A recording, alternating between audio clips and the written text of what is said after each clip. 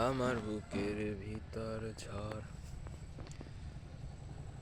তুমি চলতি ট্রেনের হাওয়া, আমি কাঁপি থর থর, তোমার নানান বাহানায় আমার যায় কোথায়। আচ্ছা, আজকের আপনাদের দেখাবো এই যে কিছু প্রাকৃতিক রহমত, প্রাকৃতিক কি আল্লাহর দান। এখানে দেখেন আপনারা এই যে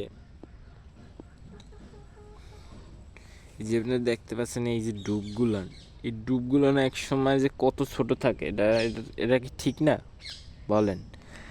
এক সময় ডুবগুলো এতটু থাকে, ছোট থাকে। এই ডুবগুলো আস্তে আস্তে বড় হইতে থাকে। এই যে ছোট ডুবগুলা এক সময় মাঝারি সাইজ হয়, এইবার ওই ডুবগুলো আটটু বড় হয়, এবার ওইরকম হইতে হইতে আটটু বড় হয়, বড় হইতে হইতে হইতে আস্তে আস্তে আরো বড় হইতে হইতে এত বড় হয়ে যায়। আমরা যে গ্রামের যে পুকুরে যে আমরা দেখি যে ছোট ছোট এক পদের ডুব পুকুরই থাকে, ওই ডুবগুলো এক সময় কত ছোট থাকে ওই ডুবগুলো।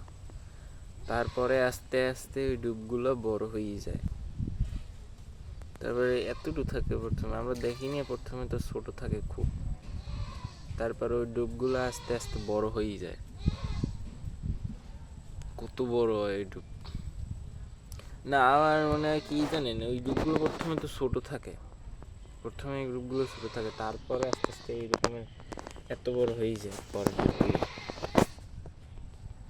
এই যে দেখতে পাচ্ছেন এই যে সাইজটা এখন যা হয়েছে, এই রকমের এক সময় হয়ে যায়।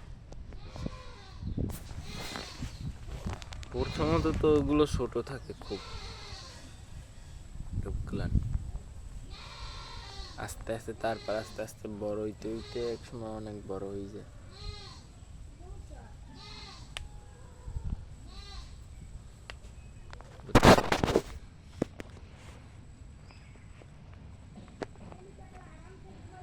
মূলত আমি এই যে বই আপনার ভিডিও বানাই, দেখছেন জায়গার নাই, ভালো কোনো জায়গা পাই না, এই জায়গা বইয়েই বানাইতে হয়।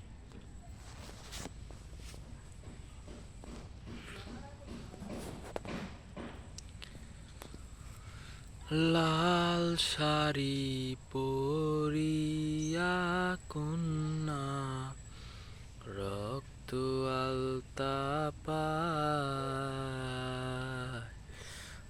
আমার চোখের জল মিশাইলা দিলানা বিদায়। তুমি আজ রাতে হইবা পরের, আর ভাইব না